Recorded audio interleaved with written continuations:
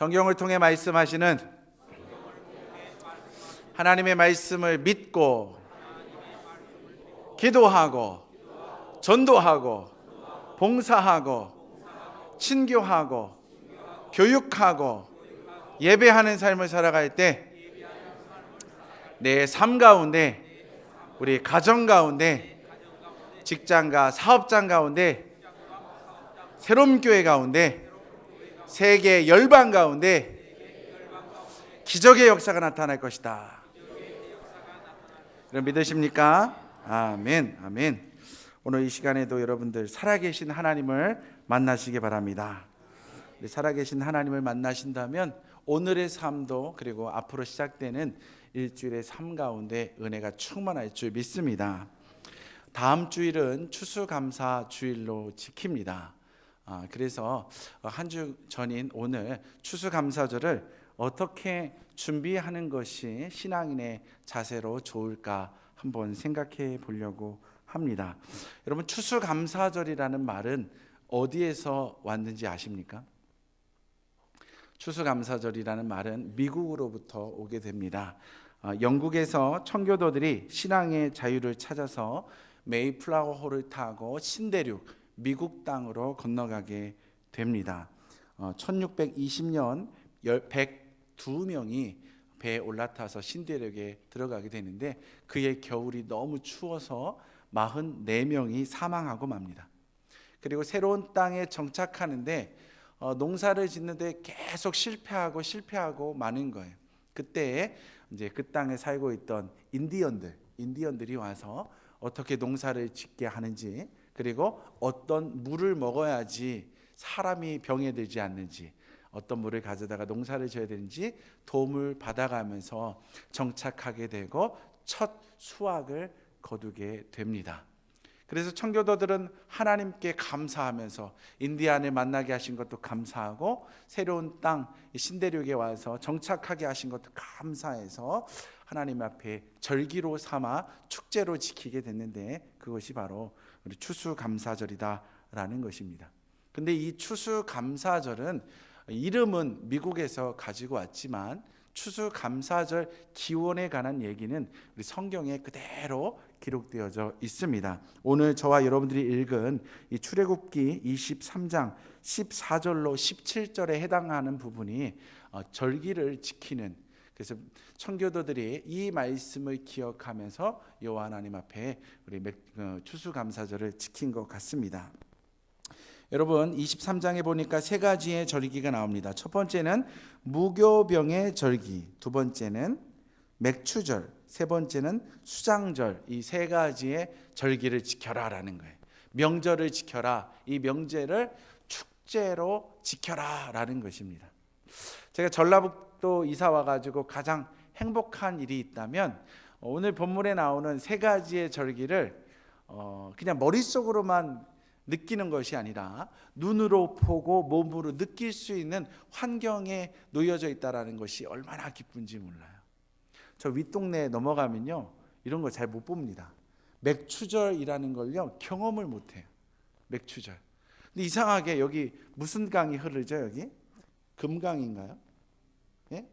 금강 맞죠? 이 금강을 중심으로 해서 충청도하고 전라도가 이렇게 갈려지게 되는데 그 금강을 넘어가면은 보리 추수하는 사람들이 별로 없습니다. 그런데 이 금강을 밑으로 내려오면 이 김제평화를 중심으로 해서 보리 농사 짓는 사람들이 굉장히 많다라는 거예요. 여러분 봄에 우리 기독교인들이 절기를 지킵니다. 무슨 절기를 지키냐면 부활절 지키는 거 아십니까? 부활절. 여기 첫 번째 등장하는 무교병의 절기를 지키라. 이 말씀이 무엇이냐면 6월절을 지킨 후에 7일 동안 마당에 나아가서 텐트를 치고 그리고 누룩 없는 빵을 먹으면서 우리를 애굽에서 탈출시킨 하나님을 기억하라라는 거예요. 그 6월절 어린 양으로 돌아가신 분이 바로 예수 그리스도고 그분이 3일 만에 죄와 사망의 권세를 깨고 부활하신 날이 부활절입니다. 그래서 봄 3월 초나 4월 초에 부활절 절기를 지킵니다. 그리고 나서 이제 뭘 지키죠? 맥추절을 지키는 거예요. 이 전라북도가 참 좋다는 게 뭐냐면 봄에 그 황금 물결을 이루고 있잖아요. 한쪽에는 농사를 지어 벼를 심을 준비를 해서 푸릇푸릇 이제 벼가 심겨주고, 또 한쪽에는 황금 물결을 치면서 수확하는 장면이 보여지는 거예요. 얼마나 감사하고 감사한지 몰라요. 그냥 막연히 맥추절을 지키는 것이 아니라 저렇게 우리의 삶 가운데 수확해 하시는 하나님을 기억하면서 맥추절을 지키는 거 굉장히 중요합니다. 그리고 나서 10월 달 중순부터 11월 초까지 모든 들녘에 있는 곡식들을 추수하게 됩니다. 이스라엘 같은 경우에는 가을에 무엇을 추수하냐면 포도나무의 열매, 무화과나무 열매, 석류, 그리고 감람나무의 열매들을 이제 다 거둬들이게 됩니다. 그리고 창고에 다 집어넣은 다음에 너희는 가득가득 창고마다 모든 열매를 거두고 수장절을 지켜라 라는 것입니다. 할렐루야. 오늘날 우리가 지키고 있는 추수감사절과 같은 의미입니다. 하나님께서는 왜 이와 같은 절기를 지키라 명령하셨을까요? 왜 무교병을 먹는 절기를 지켜야 되는지, 왜 맥추절을 지켜야 되는지, 왜 수장절을 지켜야 되는지, 왜 절기를 지키라라고 강조하면서 명령하셨을까요? 이것이 굉장히 중요합니다. 여러분, 오늘 우리가 읽은 본문의 말씀은 출애굽기 23장입니다. 이스라엘 백성들이 지금 어디에 위치하고 있냐면, 이스라엘 백성들이 저기 이집트에서 노예로 살다가 모세와 함께 홍해 바다를 건너왔습니다. 그리고 사막길을 걸어서 지금 시내산 밑에 와 있는 거예요. 그 시내산 밑에서 하나님이 이스라엘 백성들에게 명령합니다. 너희가 지난 430년 동안 그 애굽에서 종살이를 하면서 나그네 인생을 살아왔노라. 이제는 그 모든 나그네 옷을 벗어버리고 노예의 옷을 다 벗어버리고 이제 나와 언약을 맺으면서 내가 입혀주는 거룩한 옷을 입어라 라는 거예요. 할렐루야. 한번 따라해 볼까요? 거룩한 옷을 입자. 노예의 옷을 다 벗어 던지고 이제 하나님이 입혀주시는 거룩한 옷을 입자라는 거예요. 그리고 우리를 젖과 꿀이 흐르는 가나안 땅으로 인도하실 여호와 하나님을 붙잡자라는 거예요. 여러분, 광야는 어떤 곳이냐? 없는 것이 많은 곳이 광야입니다. 뭐가 많다고요? 없는 곳이 많은 것이 광야예요. 그 광야 같은 인생살이 가운데, 급변하게 변화하는 인생살이 가운데 나만 붙잡고 있다면, 나를 잃어버리지만 않는다면 너희들은 다 젖과 꿀이 흐르는 땅으로 인도받아 그것에서 영원한 그리고 풍성한 은혜의 삶을 살아갈 수 있다라는 것입니다. 내가 너희의 보호자고 내가 너희의 인도자다라는 것을, 이 절기를 지키면서 하나님을 기억해내라라는 것입니다. 두 번째, 이 절기를 지키는 것에는 굉장한 의미를 또 담고 있는데요. 따라해 보겠습니다. 나 중심적 신앙을 경계하자. 나 중심적인 신앙을 경계하라라는 거예요. 우리는요, 나 중심적인 신앙을 경계하고 누구 중심으로 살아가야 합니까? 하나님 중심으로 살아가야 합니다. 하나님 중심. 나 중심으로 살면 교만해지고 자빠지게 되는 거예요. 멸망의 길을 걸어가게 되는 거예요. 하나님을 붙잡게 되면 우리에게 끊임없는 은혜가 오는 줄 여러분 믿으시기 바랍니다. 여러분, 맥추절을 지키면서 곡식을 저장하고 절기를 지키고, 또 가을에 모든 추수를 다 이 추수하여서 창고에다가 저장하고 이 수장절을 지키는 일, 이것이 얼마나 중요하느냐. 여러분, 창고에다가 무언가를 가득 채워놨다 그러면 마음이 어떻습니까?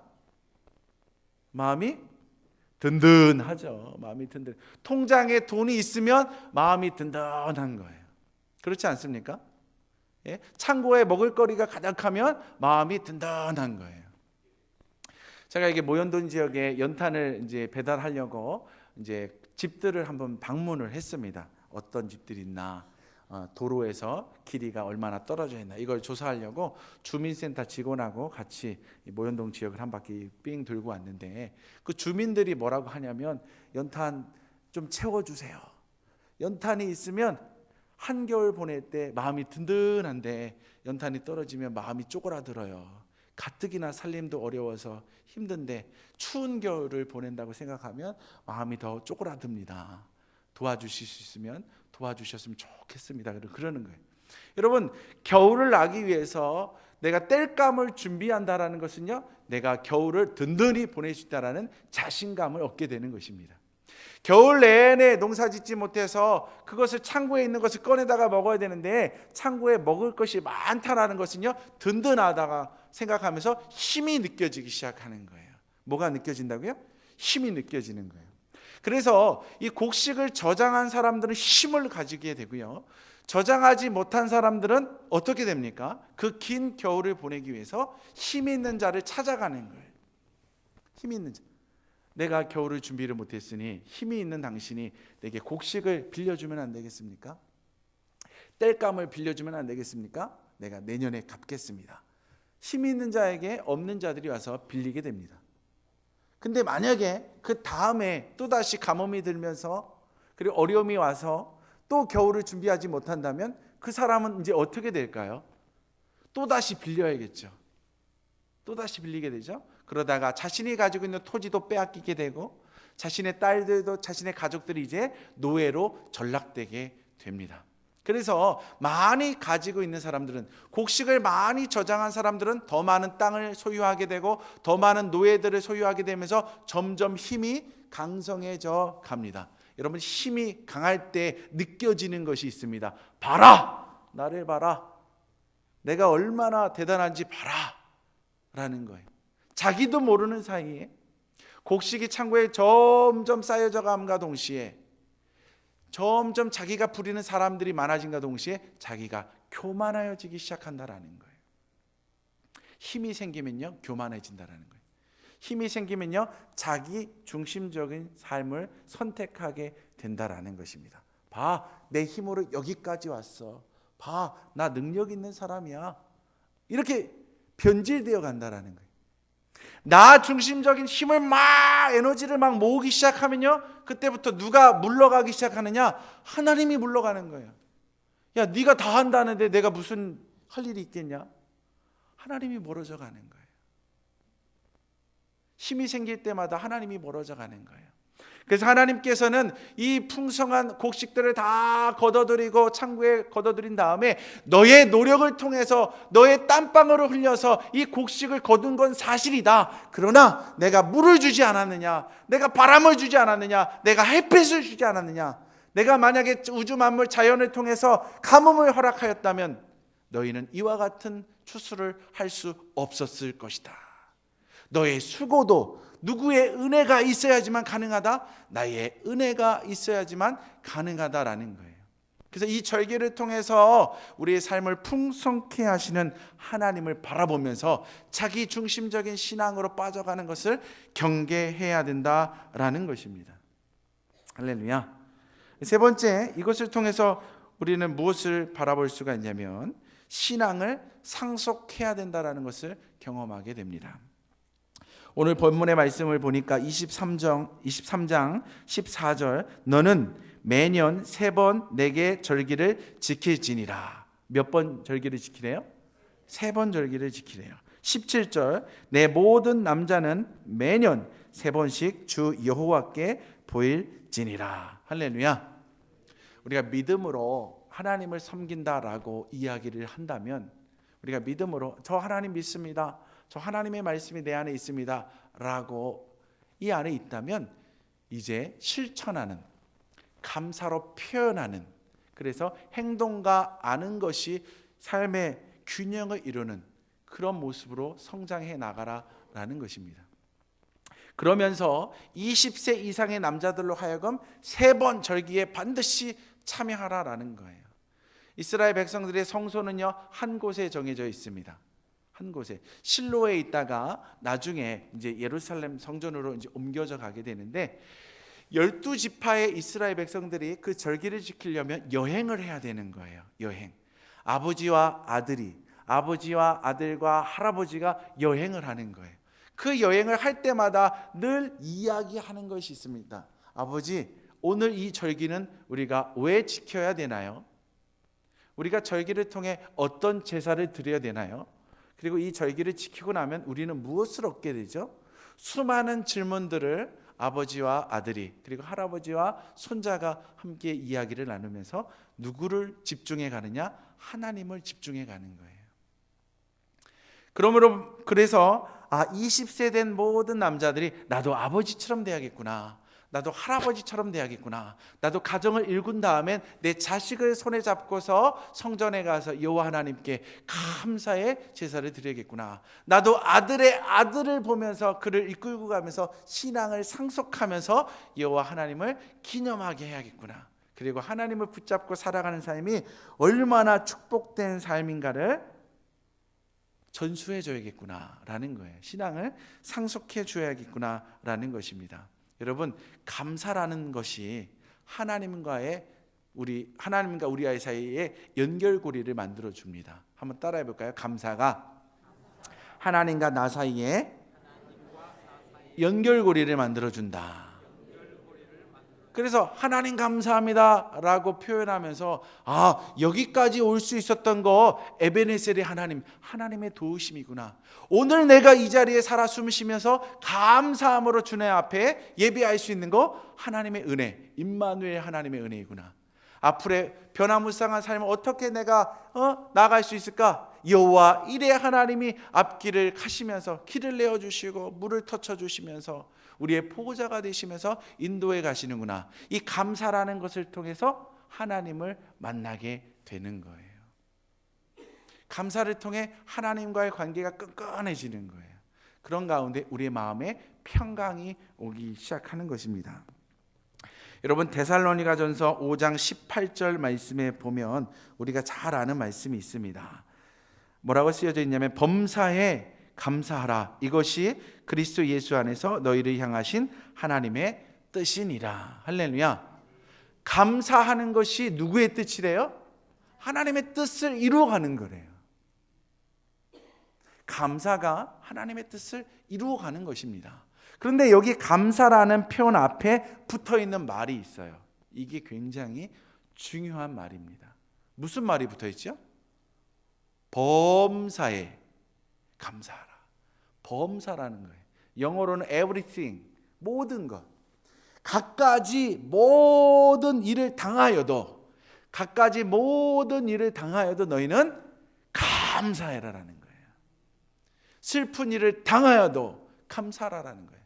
실패를 경험해도 감사하라는 거예요. 심지어는요, 저주를 받아도 감사하라는 거예요.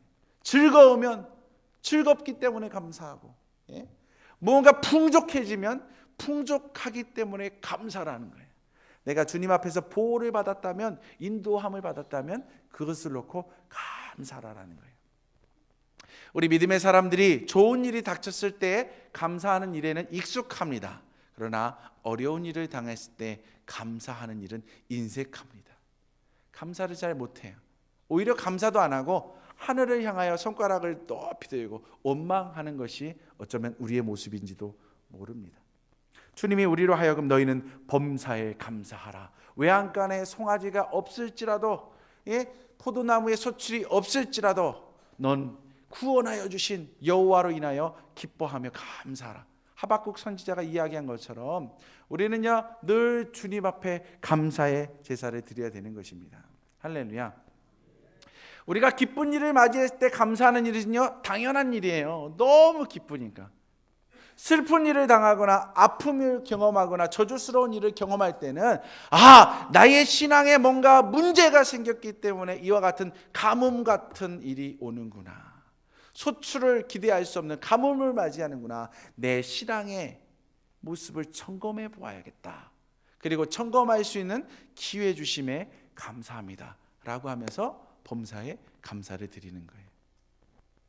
그러면서 하나님을 붙잡으면요, 하나님을 새롭게 만나게 되는 거예요. 어떻게 만난다고요? 하나님을 새롭게 만나는 거예요. 하나님을 새롭게 재발견하면 우리의 인생이 확 바뀌어집니다.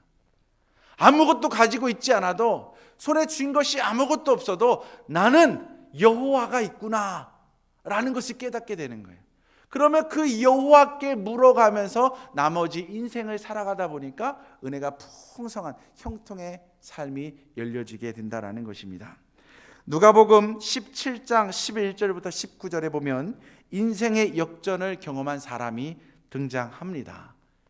어떤 사람이냐면요, 예수님께서 예루살렘에 가려고 갈릴리와 사마리아 지역을 통과하는데 10명의 문둥병자들이 나타납니다. 문둥병자들. 이 문둥병자들은요, 한 마을에서 살 수가 없어요. 가족을 떠나야 되고 마을을 떠나야 되고 문둥병자들이 사는 그곳에 가서 살아야 됩니다. 그런데 예수님이 지나가신다는 거예요. 예수님이 지나가신다는 거예요. 누가복음 4장 17절 18절에 보면 이사야의 예언처럼 예수 그리스도가 오셔서 가난한 자에게 복음을 주시고 포로된 자에게 자유를 주시고 눈먼 자를 다시 보게 하며 각종 병에 걸린 사람들을 고쳐주는 장면이 나오는 거예요.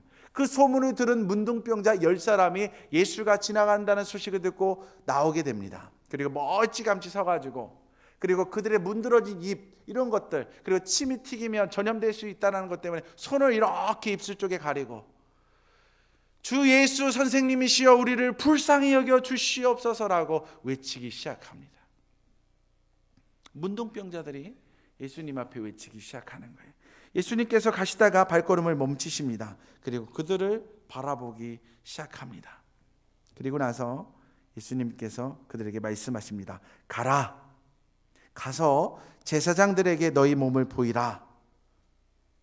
이렇게 말씀하셨고 그 10명의 문둥병자들은 그 말씀을 붙잡고 제사장에게 찾아갑니다. 자기들의 몸이 나았는지를 확인받아야지만 가정으로 사회로 돌아갈 수가 있거든요. 근데 돌아가는 길에 몸을 봤더니 문드러져가는 모든 몸에 비닐들이 싹 떨어지면서 낫게 된 거예요. 할렐루야. 다 낫게 된 거예요. 너무 기뻐하기 시작합니다. 새로운 인생이 시작되기 때문에 너무 기뻐하는 거예요. 그런데 참 이상스럽게 10명 중에 9명은 어디로 갔는지 모르고 그 중에 한 사람이 예수님께로 찾아옵니다. 누가복음 17장 16절 말씀에 보니까 예수의 발 아래에 엎드려 감사하니 그는 사마리아 사람이라. 어떤 사람이래요? 사마리아 사람이라. 예수님께서 말씀하십니다. 10사람이 다 깨끗함을 받지 않았느냐? 10사람은 다 깨끗하게 받았을 텐데 왜 하나님께 영광을 돌리러 오는 자는 너 하나뿐이냐? 9은 어디 갔느냐? 9은 어디 갔느냐? 라고 예수님이 찾으시는 거예요. 이방인과 같은 사마리아 사람 한 사람 외에는 하나님께 영광을 돌리러 온 자가 없다라고 얘기하시면서 그 감사의 표현을 한 그 문둥병자 이방인과 같은 사마리아 사람에게 뭐라고 하냐면 일어나 가라. 내 믿음이 너를 구원하였느니라. 할렐루야. 이 문둥병자는 병을 고친 것뿐만 아니라 예수를 다시 만나게 되는 거예요. 예수를 만나면서 예수가 병 고쳐주시는 선생님뿐만 아니라 우리의 모든 죄를 사하시러 오신 약속하신 그 메시아구나라는 거예요. 그리스도구나라는 것을 깨닫게 되는 거예요. 이 문둥병자는요, 병을 고침받았습니다. 그리고 이 문둥병자는 사회적으로 죽임당한 것에서부터 해방되어서 이제 가족의 품으로, 고향의 품으로 나아가서 새 삶을 살게 됩니다. 뿐만 아니라 예수를 만남으로 인해서 새로운 인생, 구원받은 자의 인생이 시작되는 거예요. 여러분, 9사람은 어땠을까요? 그러니까 왜 9사람들은 돌아오지 않았을까요? 가만히 생각해 보니 이 9사람들의 모습이 우리에게 던져주는 교훈이 있는 것 같습니다.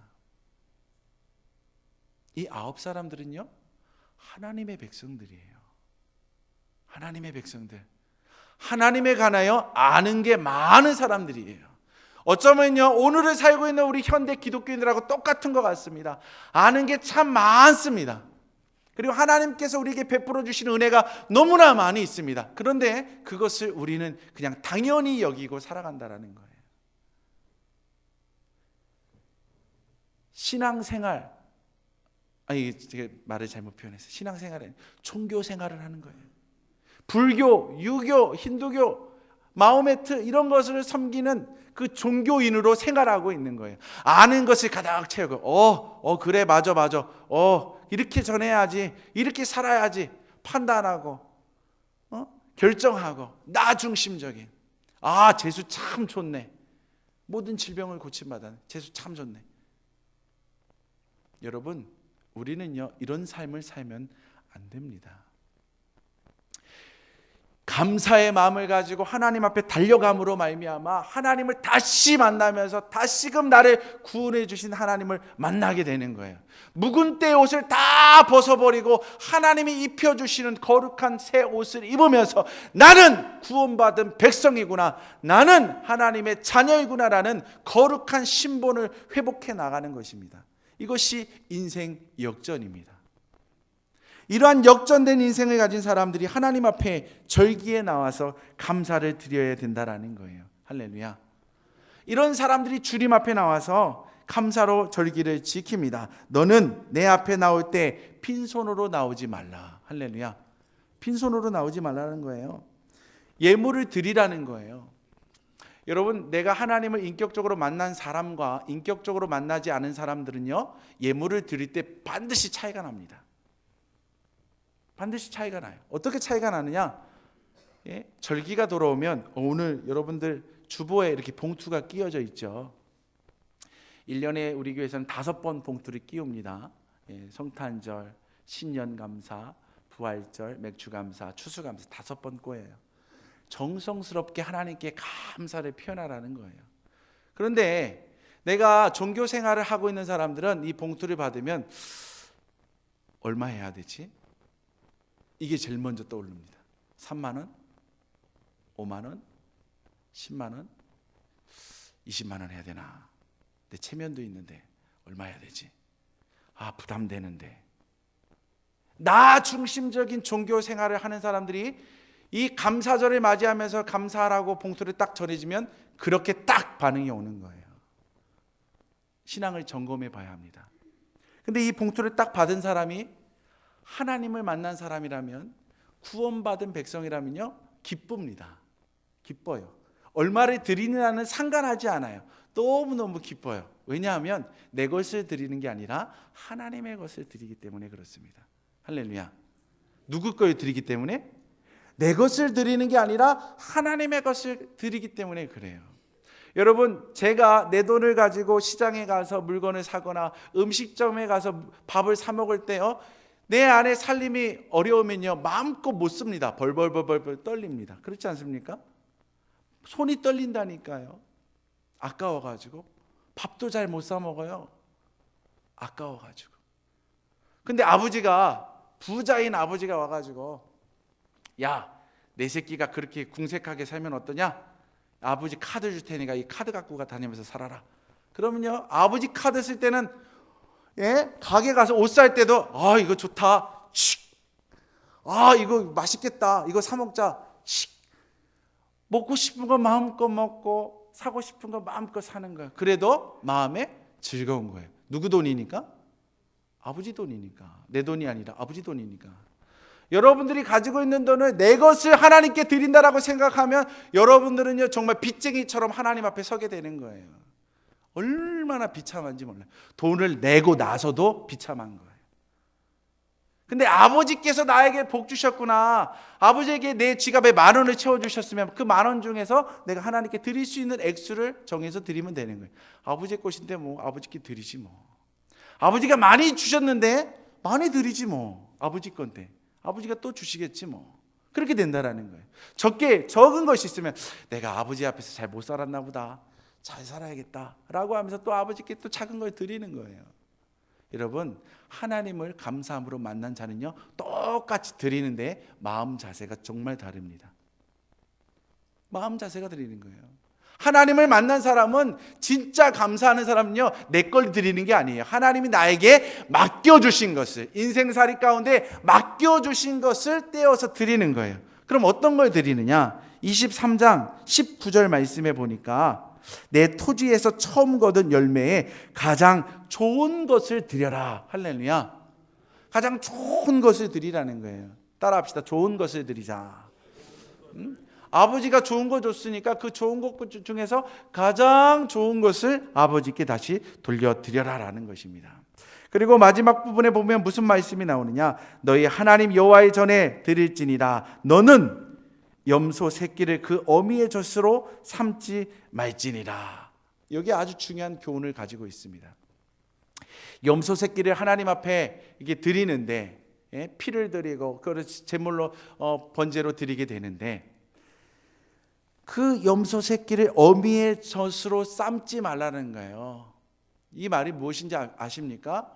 드릴 게 없는 거예요. 이렇게 살펴보니까 우리 집에 드릴 게 없어. 어미 염소하고 새끼 염소밖에 없어. 아이고 절기가 와서 드리긴 드려야 되는데 어떡하지? 어미를 드릴 수는 없고 이 새끼 염소, 이 젖된 젖 먹는 새끼 염소라도 데려다가 드려야겠다. 그러면서 그 어미의 젖을 짜가지고 이 냄비에다 담아가지고 거기다가 잡은 그 염소 새끼를 집어넣어가지고 삶아서 하나님께 드리지 말라라는 거예요. 부담되면서 없는 살림에 없어요. 살림이 하나님께 드릴 게 없어요. 염소 드릴 게 없어요. 없으면 드리지 말라라는 거예요. 없는데 어떻게? 그러면 산비둘기라도 잡아와라라는 거예요. 산비둘기라도 잡아와라. 없으면 고운 가루라도 주님께 드려라라는 거예요. 없는데 굳이 그냥 없는 걸만 주워 짜면서 학대받는 것처럼 여호와 하나님 앞에 감사하지 말라라는 거예요. 할렐루야. 없는 분들 감사절 맞이할 때요 부담스러워하지 마세요. 없으면 없는 대로 사는 거예요. 있으면 하나님이 주셨으면 있는 대로 사는 거예요. 그러나 그 마음의 중심이 중요하다라는 거예요. 감사의 마음을 가지면서 하나님을 만나라. 나를 인도해 가시는 그 하나님, 나에게 헌옷을 벗겨주시고 새 옷을 입혀주시는 그 하나님, 어떠한 강한 자가 올지라도 나를 보호해 주시는 그 하나님을 믿으며 감사하며 기쁨으로 기다린다면 그 절기가 너에게 축제가 될 것이다. 너에게 복이 될 것이다. 우리 주님이 우리에게 알려주고 있음을 여러분 믿으시기 바랍니다. 할렐루야.